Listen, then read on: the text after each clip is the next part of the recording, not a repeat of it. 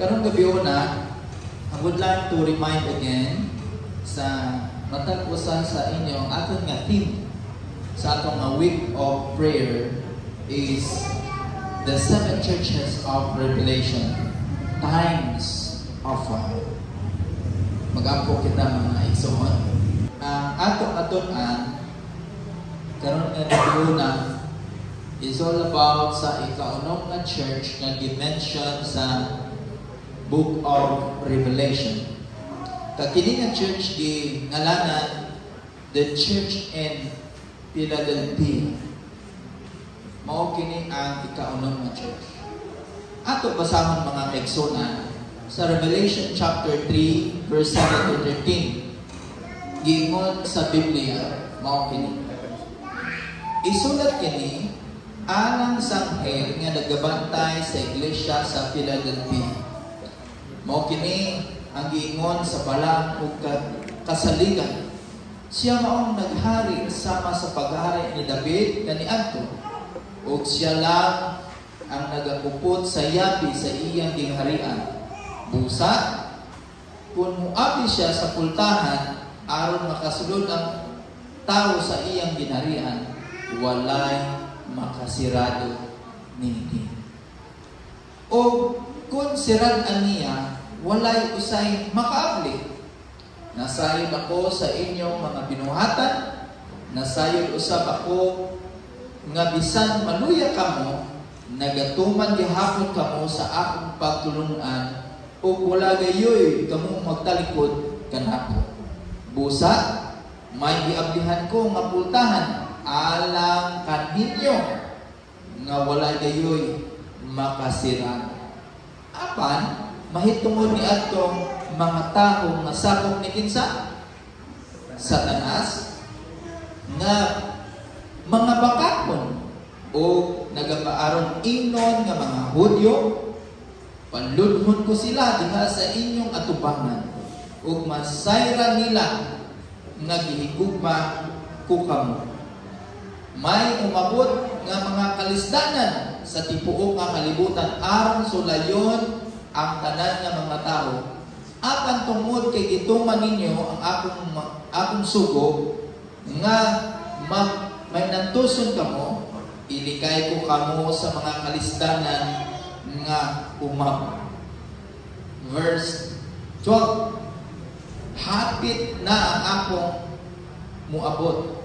Busa padayon kamo sa pagsunod sa mga butang nga inyong nasayran nga maayo o tinuod aron walay makailog sa ganti nga tigana alang kaninyo.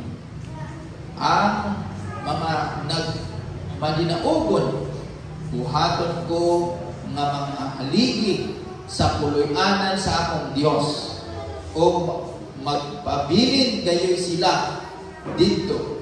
Markahan ko sila sa ngalan sa akong Diyos o sa ngalan sa syudad sa akong Diyos, ang bag-ong Jerusalem nga ginapanaog sa akong Diyos gikan sa langit.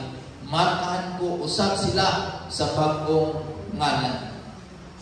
Lastly, ang maminaw, kinahanglan, magunahuna kung unsang giingon sa Espiritu Santo ngadto sa mga iglesia. Ang church sa Philadelphia, mga kaigsunan, sa ubang scholar, gitawag kining the Open Door Church. The Open Door Church. Sa bansad nga scholar, ginatawag kining nga the Faithful Church. Throughout sa atong manatunan, from Ephesus ngadto sa Philadelphia kag ugma sa Laodicea, kini ra gyud nga church ang pinakamamubo nga verses. Kag kini nga church wa gyud ikasulti ang Ginoo sang dagko nga mga bagay. Kay mismo dili siya ra nga ginatawag nga Open Door Church, but ginatawag siya sa Faithful Church. Kining Philadelphia gitawag siya nga modern Alexander was the youngest of the 7 cities. Kung imo lang tawon ang geographical location, makita nimo from southeast of Sardis, ang kalayoon sa Philadelphia naa sa 25 miles radyo. Atong mahinungduman nga naay 35, naay 40, naay 45, pero sa southeast sa Sardis, kung imo lang tawon diha, doon ragyod kaayo ang Philadelphia. Ang Philadelphia is high situated sa ginatawag nga volcanic plateau. Kanang kung naa dito sila vulkan sa tuwasan, nakita yung vulkan diri kanang kanlaon. Tapos naibulkan guro din ha sa Valencia, wako kasayang yun kung naibulkan kay naiman hot spring ba. Pero ang Philadelphia is duol ra gyud kadaghan mga bulkan sa ila nga lugar. Makita sa nato ang Philadelphia gihimo kini sa usa ka hari nga ang iyang ngalan si Antolos II. Kag naay siya usa ka igsuon nga ang iyang ngalan si Philadelphos, kag gisulti kini nga ngalan nga Philadelphia gipasabot brotherly love. So makita nato nga famous kini nga word nga Philadelphia kay ang tanong di ay nga ngalan sa Philadelphia is brotherly love. Kanang nakasabot mo sa word nga fraternity. Ang uban na ay word na movement. Ang uban na ay word na grupo. Pero na ay dalong pag-brotherly love. Makita sa nato ang Philadelphia known to have been a missionary city, though the term is probably not the same as what you think of as a missionary endeavor today. Sa tibok nga church, kinira gyud nga place or lugar kag church nga open kaayo ang pangwali sa maayong balita. That's why ginatawag siya nga open door.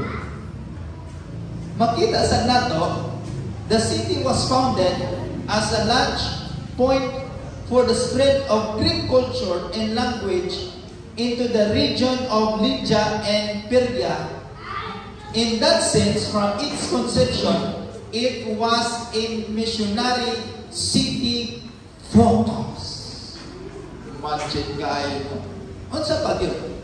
Ang Philadelphia covers the period of church history that covers the preaching of men like John, Charles Wesley, George Whitefield, Jonathan Edwards, and others such as Martin Luther, John Fox, o uban pa. Kung naay mo libro nga katong devotional, katong Lest We Forget, di-mention yun dito ang ilang na mga ngalan, mga eksonan nga open sa pagmensahe sa maayong balita. Tay devastating hitabo sa Philadelphia sa 1780, disseminated most things but but a lone pillar withstood the impact, standing as a tribute to the power of fortitude in the crisis. Ano saan yung condition sa Philadelphia Church? Kung atong tunan, ang ilang condition yun, base sa teksto is Revelation chapter 3 verse 8, sa highlights, mga kini, ang ilang nature ka condition. Busa, magiablihan ako nga pultahan alang kaninyo nga walay gayoy makasira.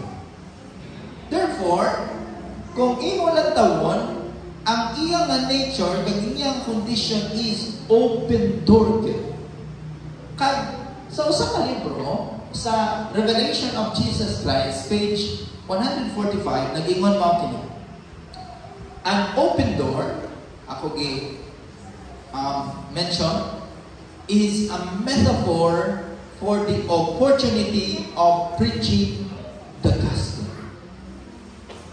Kanang word nga open door, gi-use ka na as a metaphor, gipasabot ka ng usa ka way nga masabtan nato nga ang iya nga meaning is opportunity nga makasulti about sa pulong sa Ginoo. Swerte ra kita dinhi sa Pilipinas, mga muwali dira sa public market, makakuha ra kanang licenser, makawali.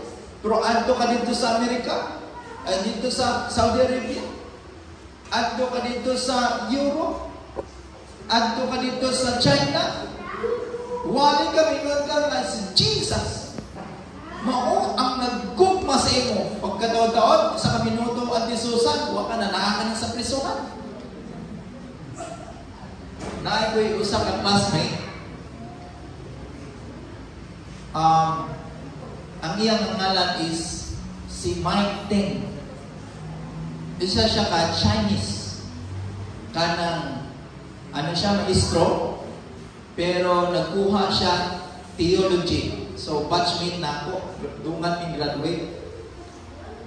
To make the long story short, nag-message ang iyang asawa na ako. Kay, sa una is, first year ko sa theology, nagpuyo ko sa guest house. Unya, silingan ni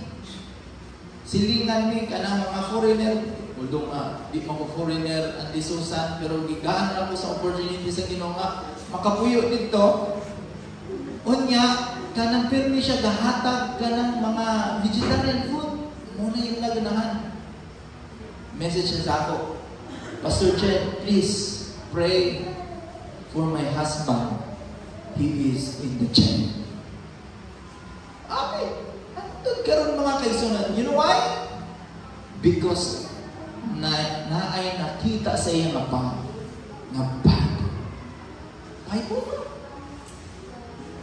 Pero, kini nga place isn't open to.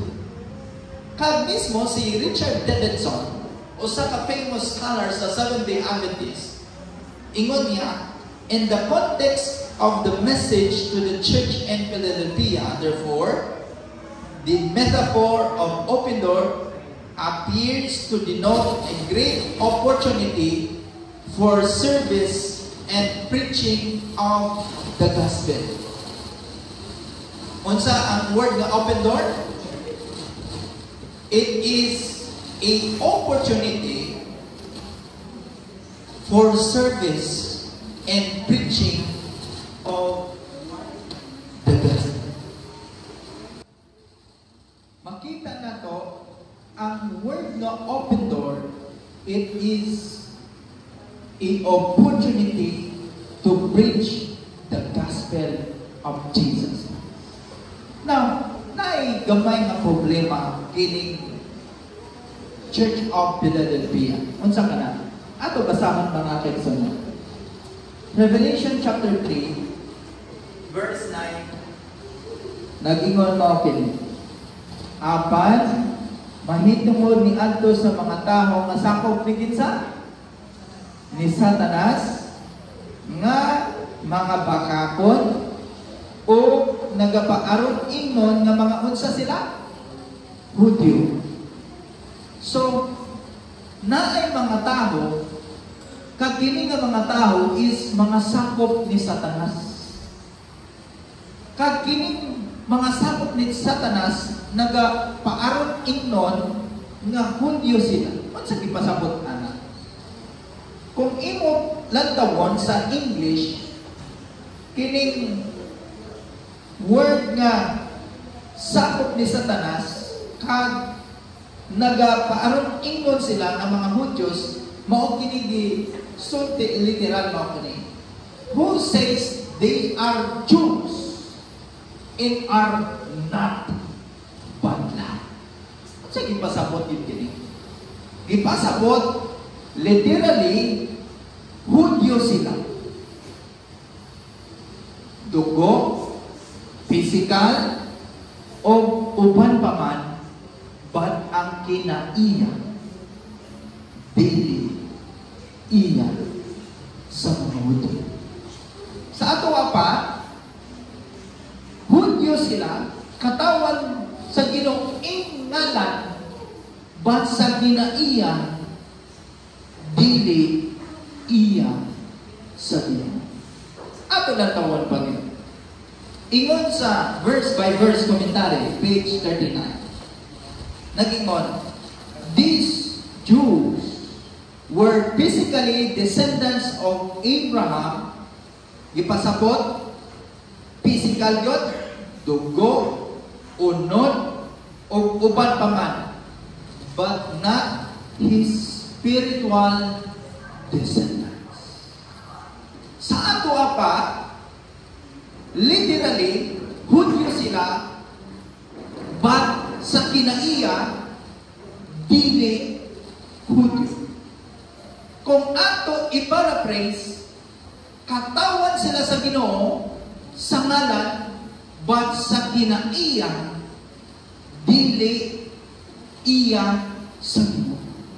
Nga naman, mga kaigsunan, ang hitabo mao kini. Ingon sa usa ka libro sa Revelation of Jesus Christ, page 145, sa highlights mao kini. When God opened the doors of opportunity for the preaching of the gospel, the enemy forces are always there to shut that door. Unsa din ha?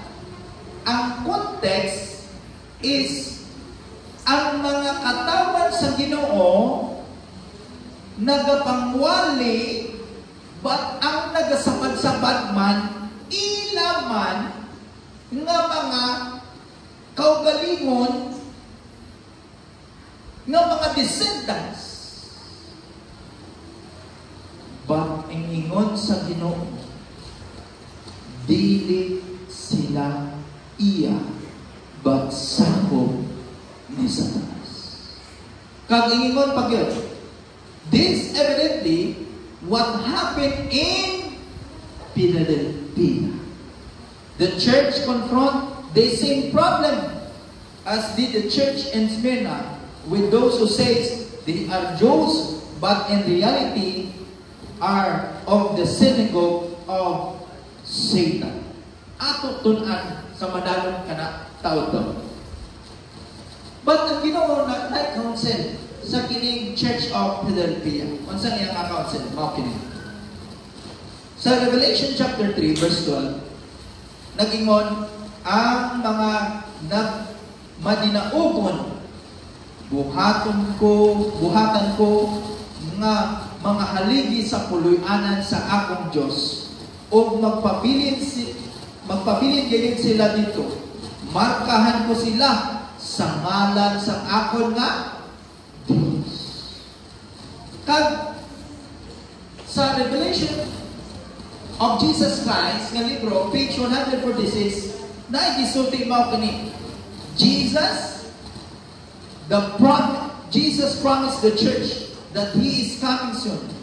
In a view of nearness of Christ coming, the church council to hold what you have, that no one take your crown. Atong nadunggan mga kaigsunan. Kung unsa ang history theologically sa Church of Philadelphia.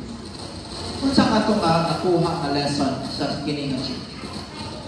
Number 1 nga nakuha nato. Consider our opportunity. Unsa gyud gisulti sa Ginoo? Ang atong opportunity sa verse 7, busa magiapihan ako nga pultahan alang kaninyo nga wala gayoy makasirad. Kag nay komentary din ang usa ka libro nga Elders Digest 2015 edition nagingon mo kini, when God opens doors, no one can shut it. And when He closes a door, no one can open it. The open door is usually a door pushed slightly open.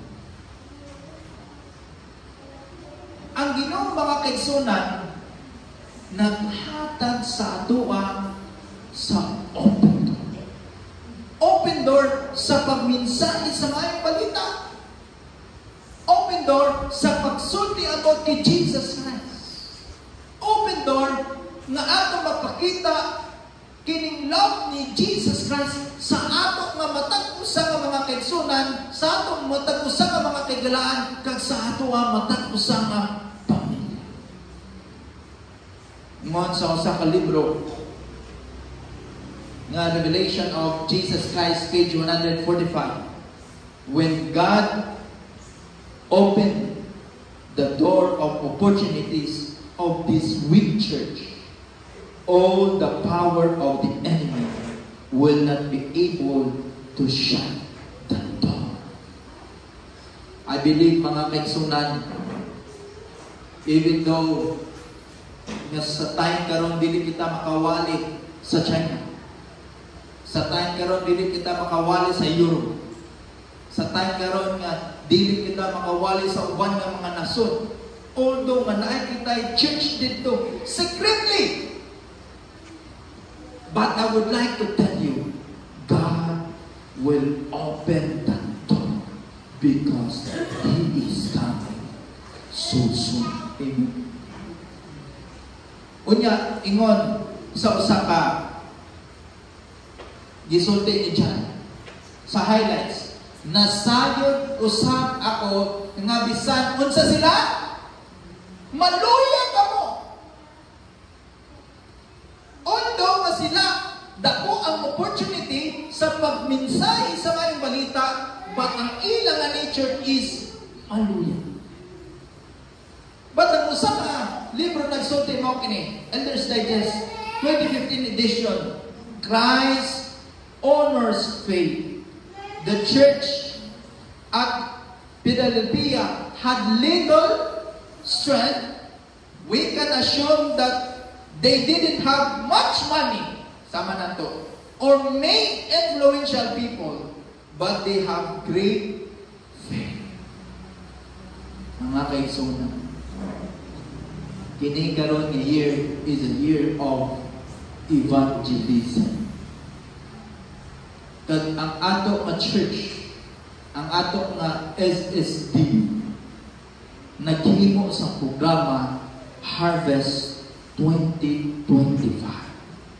Although wala kita'y dako ang kwarta, kag dili kita'y influensya nga mga tao, but dako ang ato nga pagtuo nga mahuman kining buluhaton sa Ginoo pinaagi sa tabang nato dinhi sa church sa Balbugo. Amen? Amen. Number 2 na lesson nga atong makuha. Consider our opposition. kung ang Ginoo naghatag sa open door nga kita mongwali na yun opposition. Kinsa kining opposition? Ingon sa Revelation chapter 3 verse 9, apan mahitungod ni adto nga mga tao sakop ni kinsa? Ni Satanas. Kung nakita'y wali mga kaigsunan, nakita opposition. Kag kini nga mga opposition, sakop ni kinsa? Satanas. I remember Uncle Randy, after sa akong training chief sa Amazing Facts dito sa Manila, pinag-graduate ko sa Theology 2019. Kay 3 years ko sa nursing, walang kay ikaluyan ko, ipapasal ko sa mga professor sa theology na nakahuman ko 2 years dito, kay credit man tanan ng mga subjects na ako, major na lang di pangkuha. So 5 years ko tanan. Then nag-training ko sa Amazing Facts. Then i-ask ko dito sa amo district pastor, nagwali ko. Then nagwali ko for 1 month kanang Bible Prophecy Seminar. 1 month. To make the long story short, nahita ko ditong dapita sa mga kaigsunan. Nagwali ko dito, naikuyog ng usa ka missionary man, lalaki. Pero ang iyang ngalan murag babae. Ang iyang ngalan kanang angel. Pero ang iyang name, ang iyang gender, lalaki. Gwali siya sa children, ako sa adult. So ako ginusunod sa kanang mga prophecies. Ang akong lolo, naglabay. Kaya tricycle raman ang akong lolo. Kaya ang akong aliya narag yun sa among kanang lugar sa mga parintis ang ako nga lula, relatives kayo. Kunya ang amo is layo-layo pa, siguro ato lang tawon mga nasa 10 kilometers. Layo po yun. Nagawali namin sa children. Abi ninyo mga kaigsunan, gilampatan ang ako nga lulo. Kaya ang sa akong alulo, luloy. Ingon sa usa ka tao, Luy! Kung dili gani mo muundang din ha, dili ra ako makapromesa na wala may mahitabo din na sa inyo.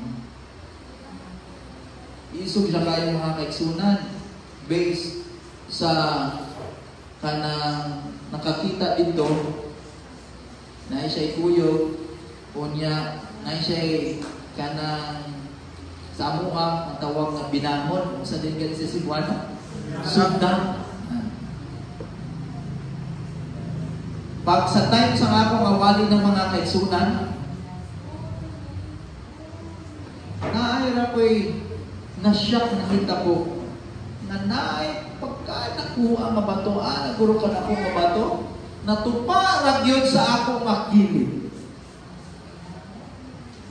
Pagkaugba mga kaigsunan, abi ninyo, katong nagpugong-pugong na stroke at namatay. Bato.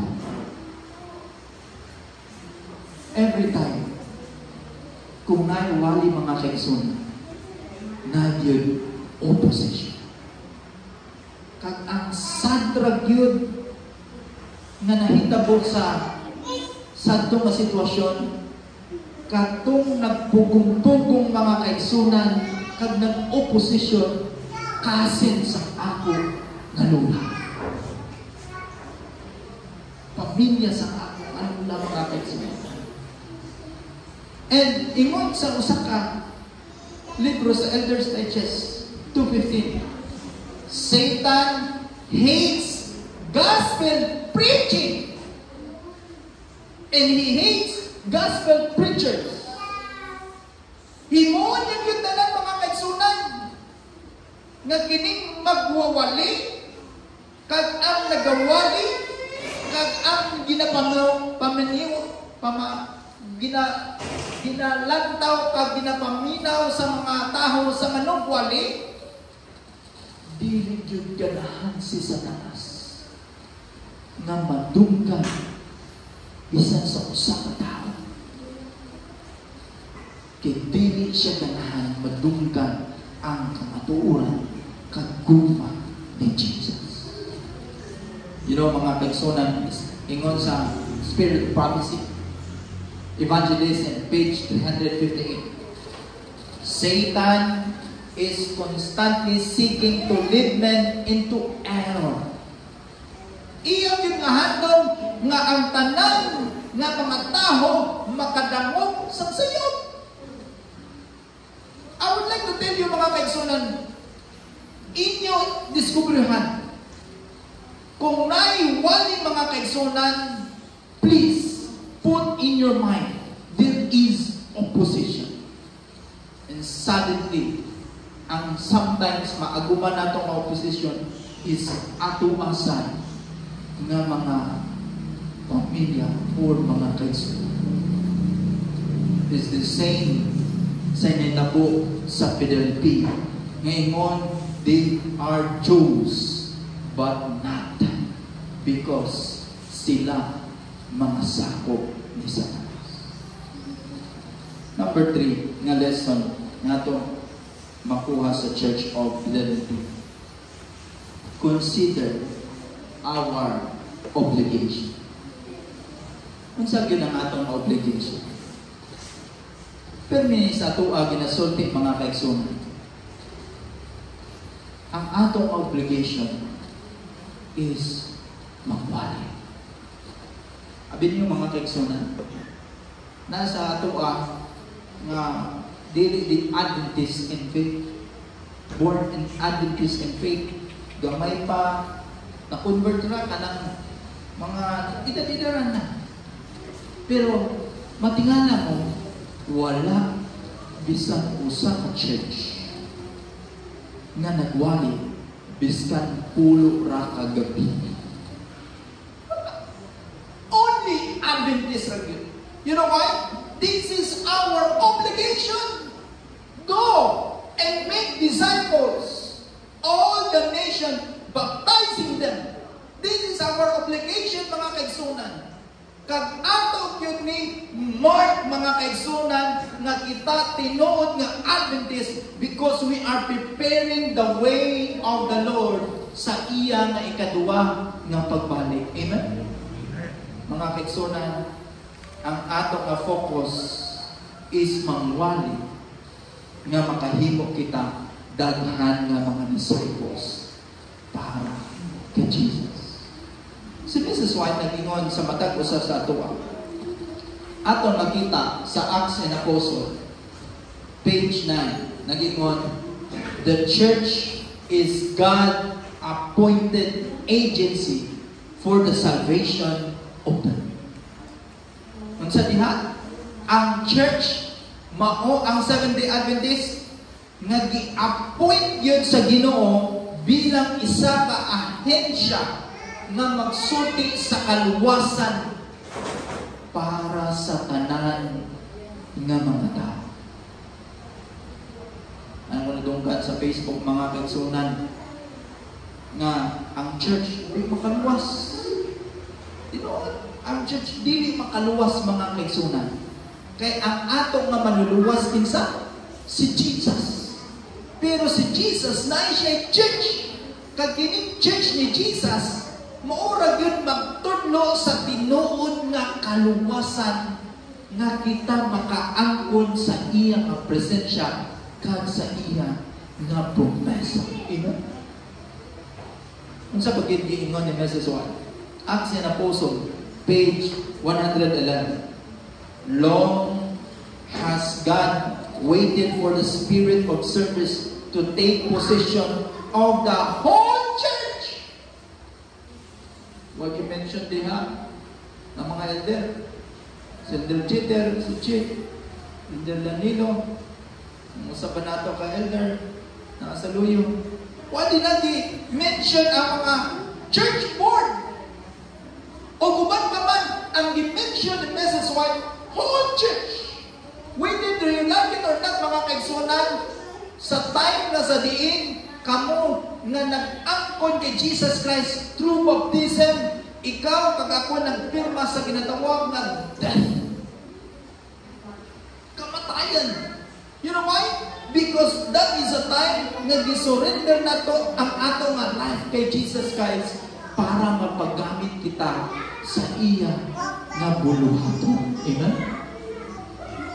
At sa pagkikingon ni Mrs. White, sa Gospel Workers, page 352, last, the work of God in this earth can never be finished until the man and woman compromising our church membership rally to work and unite their efforts with those of ministers and church officers. Mga kaigsunan, ang buluhaton sa Ginoo dili yun mahuman kung dili kita maghiluusa para sa iya buluhaton. And I would like to tell everyone na privilege nato na mag-join kita sa buluhaton sa Ginoo. It is a joy na kita maghimo sa buluhaton sa Ginoo. Ganahan mo mga kaigsunan nga makaangkon mo sa presensya permanent ni Jesus Christ. Join mo sa buluhaton sa Ginoo. Nga naman, ingon ni Jesus Christ, Matthew 28 verse 19 to 20, go, therefore, and make disciples, and etc. Kag sa verse 20, maingon ka mo, nagingon si Jesus Christ, I'll be with you till the end of time.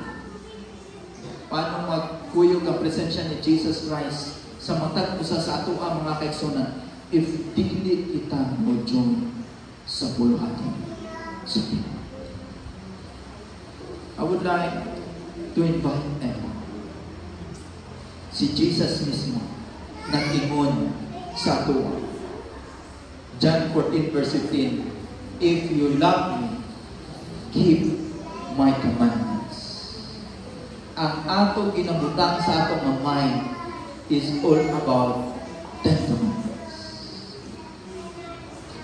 But ang buluhaton sa Ginoo is a command of Jesus Christ na whether dili ka ganahan mo join or mo join ka, but imperative din na mo join ka sa sugo sa Ginoo na magwali kita sa iya nga mga puno. Magaynon kita mga kaigsunan, Lord, di man ko kamaon magwali. Lord, wa man ko'y tanin. Lord, lisod kayo nga ako ang kinabuhi. Wa ko pangitanan kung mudyoy ko, Lord. But I would like to tell you mga kaigsunan, mingon si Jesus, my son, this world is not our home. We are just passing. Dili i-invest ang imo time kag ang imo nga opportunity kag imo nga money sa sining kalibutan. Invest all sa Ginoo through sa pagkuyo sa mga buluhaton na ginigtas natin sa dining iglesia. Mga kaigsunan, pinsa ba ingon, Lord, I want to join the work of it. Please, ayaw rin yun bilang ang ako nato. Kinsa ganahan yung anak ko mga kaigsoon, can you raise your hand? I am praying mga kaigsoon. Samtang kita magunahon sa ato nga rin nga situation, remember, God never leave, and He promised